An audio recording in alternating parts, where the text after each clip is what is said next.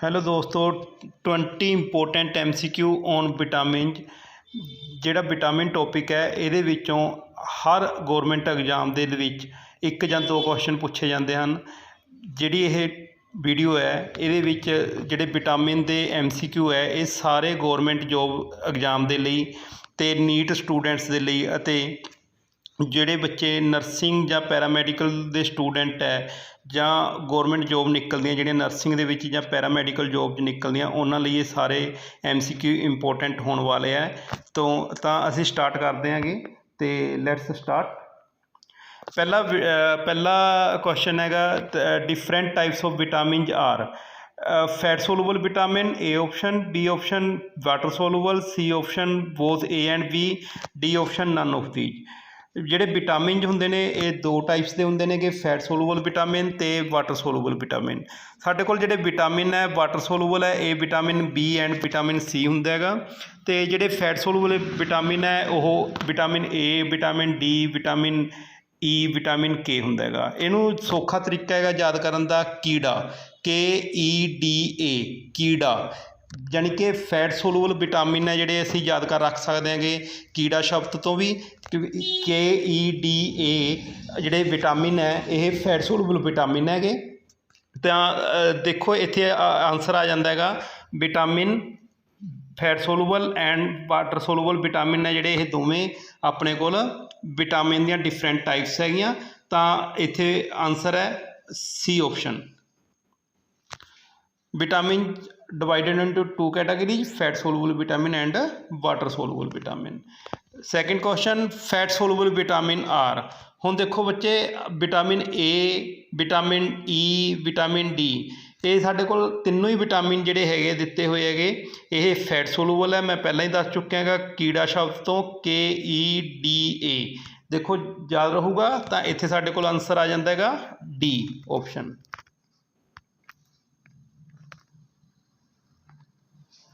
ਨਾਇਆਸਿਨ is the chemical name of which vitamin.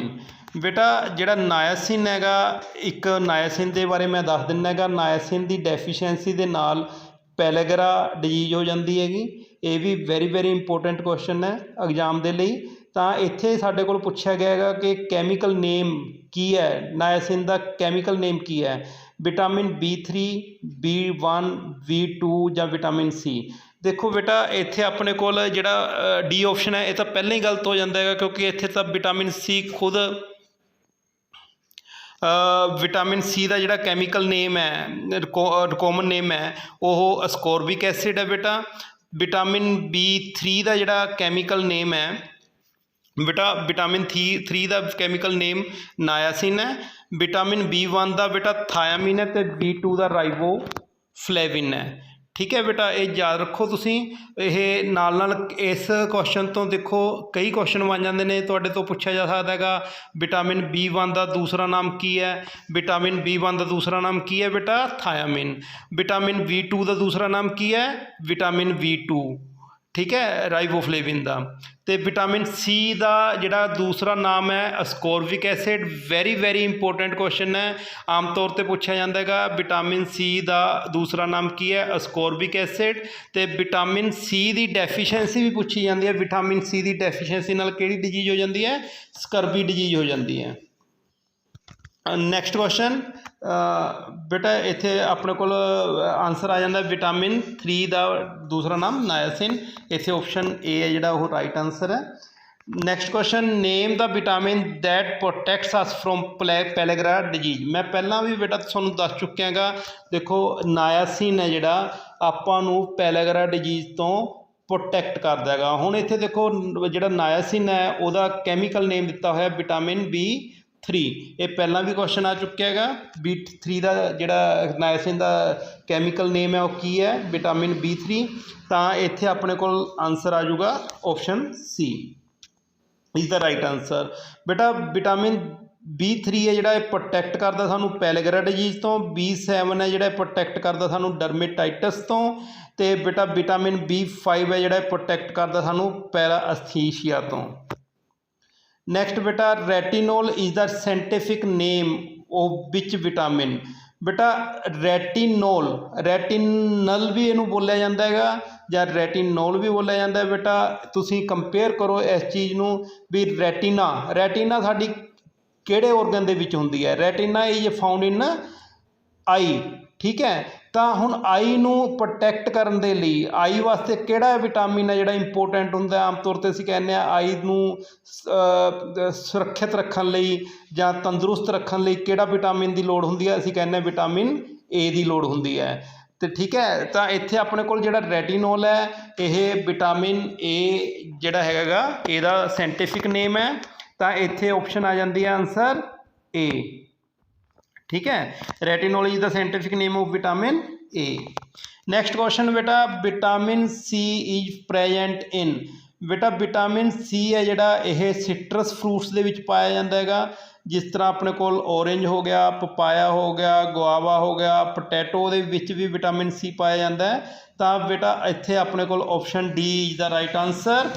Next question, vitamin A was discovered in which year. बेटा important question, अपने कोल जिहड़ा vitamin A है ਇਹਦਾ ਤੁਸੀਂ ਇੱਥੇ देख लो दूसरा नाम की है रेटिनोल, ठीक है, ਜਾਂ रेटिनल भी कह ਦਿੰਦੇ ਆ। विटामिन ए ਦੀ ਡੈਫੀਸ਼ੀਐਂਸੀ ਦੇ ਨਾਲ ਕਿਹੜੀ ਡਿਜ਼ੀਜ਼ ਹੋ ਜਾਂਦੀ ਹੈ, ਨਾਈਟ ਬਲਾਈਂਡਨੈਸ, ਅੰਧਰਾਤਾ ਜਿਹਨੂੰ ਅਸੀਂ ਪੰਜਾਬੀ 'ਚ ਕਹਿੰਦੇ ਆ। ਤੇ ਵਿਟਾमिन ए ਹੈ ਜਿਹੜਾ ਇਹ ਡਿਸਕਵਰ ਕੀਤਾ ਗਿਆ ਸੀਗਾ ਹੋਪਕਿਨ ਦੇ ਦੁਆਰਾ 1912 ਦੇ ਵਿੱਚ। बेटा ਹੋਪਕਿਨ ने एक अननोन फैक्टर ਸੀ ਜਿਹੜਾ ਉਹ ਲੱਭਿਆ ਸੀਗਾ ਕਿਹਦੇ ਵਿੱਚ, ਮਿਲਕ ਦੇ ਵਿੱਚ। ਵੈਸੇ ਮਿਲਕ ਦੇ ਵਿੱਚ ਉਹਨੇ ਦੇਖਿਆ ਵੀ ਇੱਕ ਅਨਨੋਨ ਫੈਕਟਰ ਹੈਗਾ ਪ੍ਰੈਜੈਂਟ ਹੈ ਜਿਹੜਾ ਫੈਟ ਤੋਂ ਇਲਾਵਾ ਜਾਂ ਪ੍ਰੋਟੀਨ ਕਾਰਬੋਹਾਈਡਰੇਟ ਤੋਂ ਇਲਾਵਾ ਇੱਕ ਅਨਨੋਨ ਫੈਕਟਰ ਹੈ ਮਿਲਕ ਦੇ ਵਿੱਚ, ਹੋਪਕਿਨ ਨੇ ਫਾਊਂਡ ਕੀਤਾ। ਤੇ ਹੋਪਕਿਨ ਨੇ ਇਹਨੂੰ ਨਾਮ ਦਿੱਤਾ 1912 ਦੇ ਵਿੱਚ विटामिन ए ਦਾ। ਤੇ ਹੋਪਕਿਨ ਨੂੰ ਨੋਬਲ ਪ੍ਰਾਈਜ਼ ਵੀ 1929 ਦੇ ਵਿੱਚ ਵਿਟਾमिन ए ਦੀ ਡਿਸਕਵਰੀ ਦੇ ਲਈ ਮਿਲਿਆ ਸੀ। ਇਹ ਵੀ ਬੇਟਾ ਤੁਸੀਂ ਯਾਦ ਰੱਖ ਲੋਗੇ। ਨੈਕਸਟ ਕੁਐਸਚਨ बेटा, liver damage is cause due to the overdose of which vitamin. बेटा किहड़े विटामिन की ओवरडोज के नाल लीवर की डिजीज हो जाती है। बेटा अपने कोल जिहड़ी आपां पहलां भी पढ़ चुके हैं भी पैलेगरा डिजीज है जिहड़ी ओह अपने कोल विटामिन B3 की डेफिशिएंसी के नाल हो जाती है, नायासिन की डेफिशिएंसी के नाल हो जाती है। लीवर डिजीज भी बेटा अपने कोल ओवरडोज ऑफ विटामिन B3 के नाल हो जाती है। इस करके आंसर आ जाएगा बेटा साढ़े कोल vitamin C B3 sorry vitamin B3 तो अपने कोल आंसर आ जाएगा option C. Name the substance that makes a vitamin metabolic ineffective. बेटा ये तो इत्थे लिखा होंदा अफेक्टिव, तो कोई होर आंसर आना सी, बट इत्थे की लिखा है इनअफेक्टिव।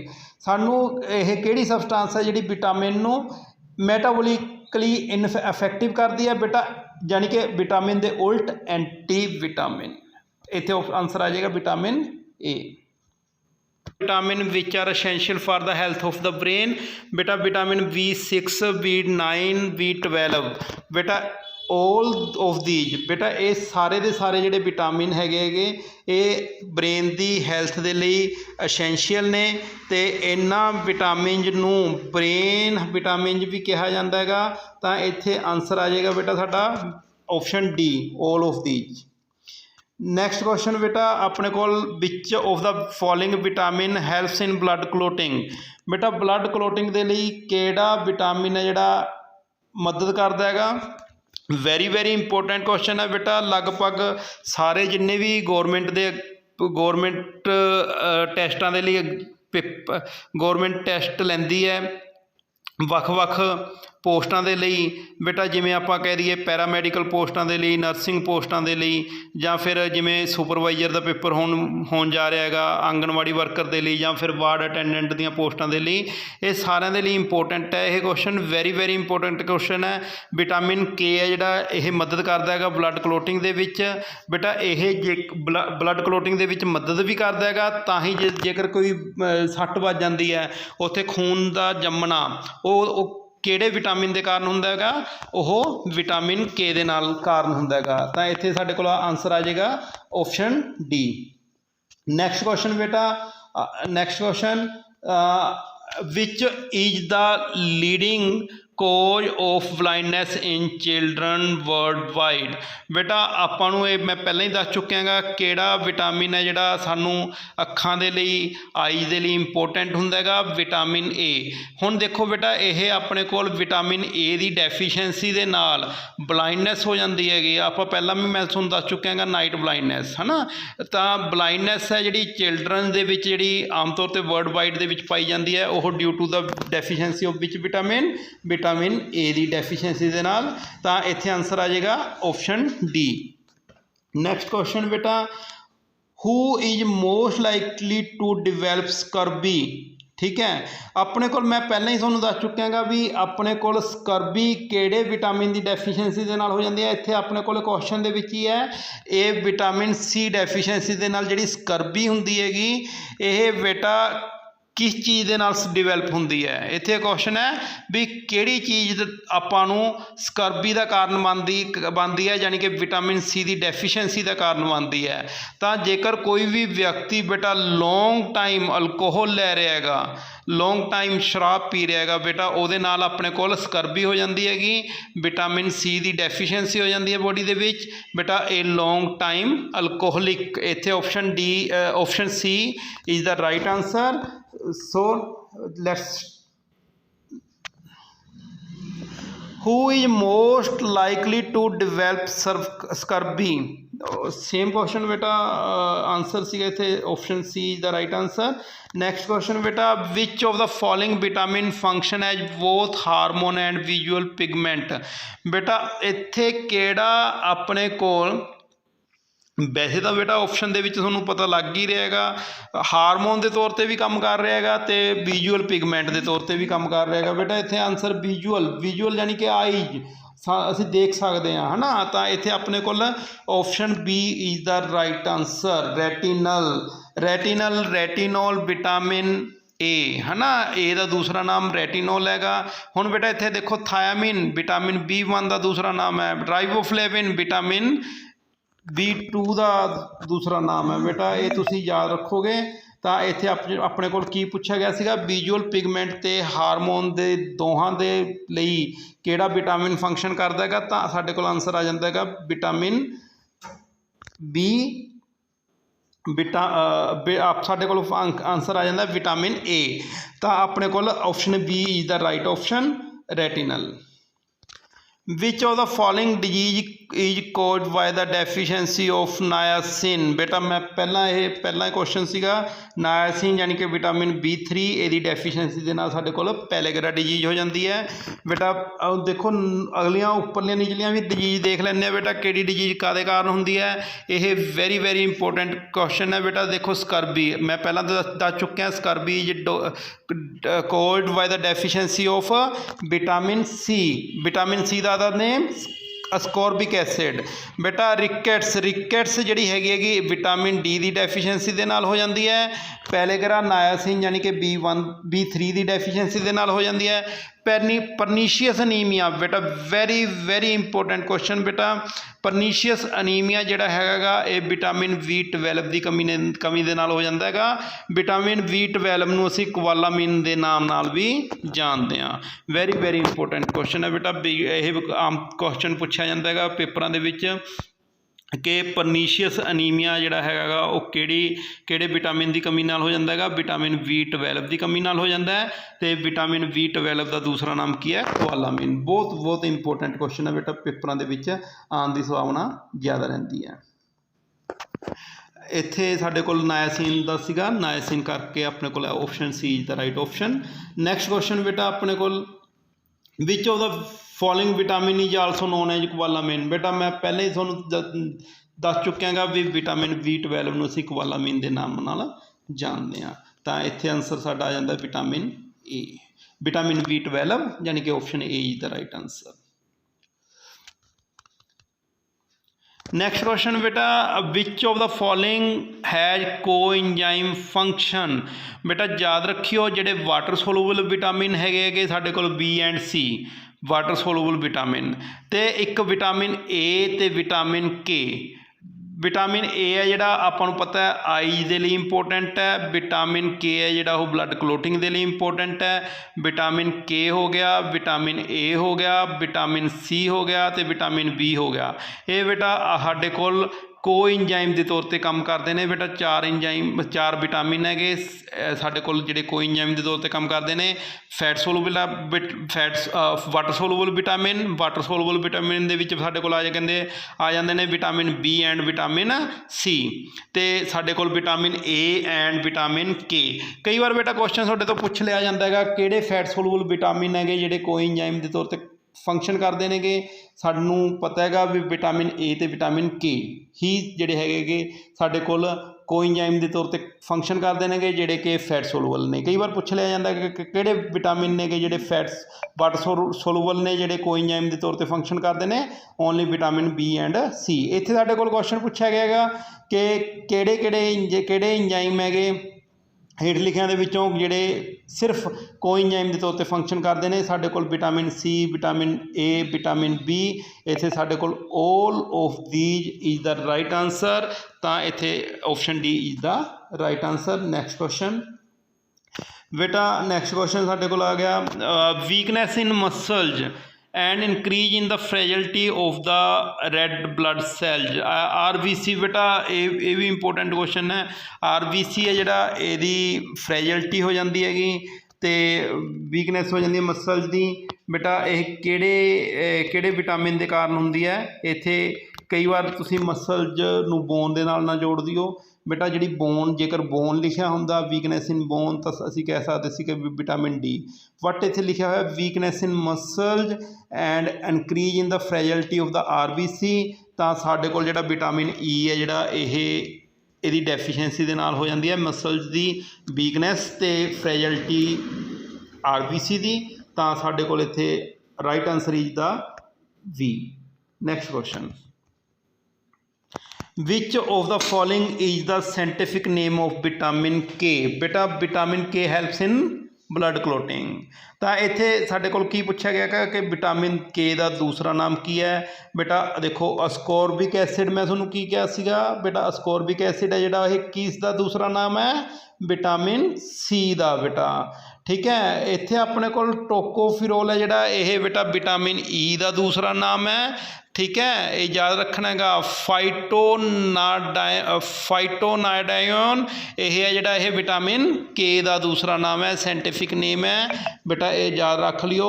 अपने कोल इत्थे विटामिन के का पूछा गया।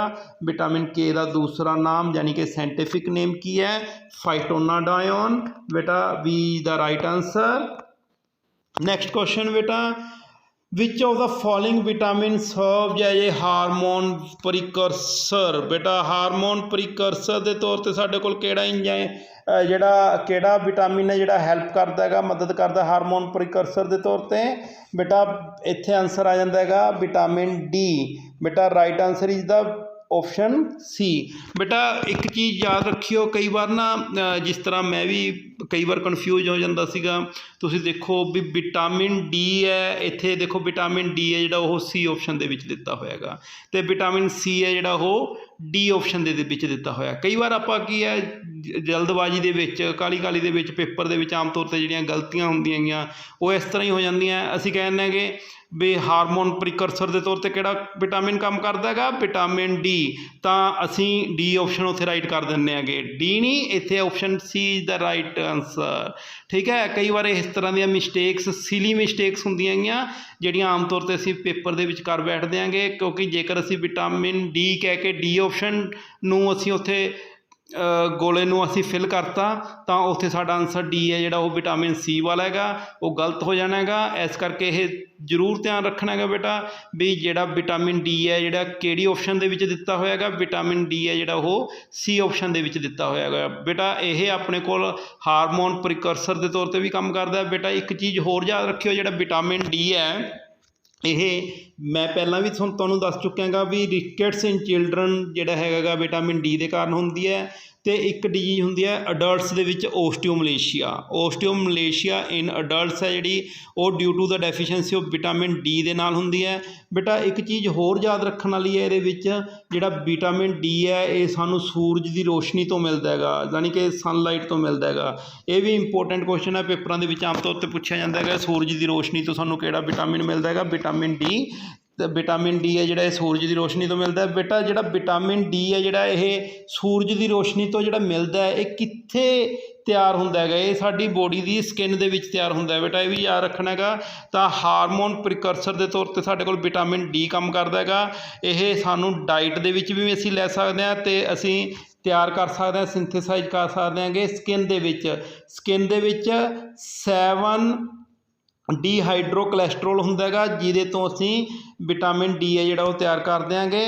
ਤਾਂ ਸਾਡੇ ਕੋਲ ਇਹ ਇੱਕ UV ਲਾਈਟ ਡਿਪੈਂਡੈਂਟ ਰਿਐਕਸ਼ਨ ਹੁੰਦੀ ਹੈ ਕਿ ਜਿਹੜੀ ਸਾਡੀ ਸਕਿਨ ਦੇ ਵਿੱਚ ਹੁੰਦੀ। ਜੇਕਰ ਬੇਟਾ ਤੁਹਾਨੂੰ ਮੇਰੀ ਵੀਡੀਓ ਵਧੀਆ ਲੱਗੀ ਹੋਵੇ ਤਾਂ please press bell icon button, subscribe and like my channel education hub.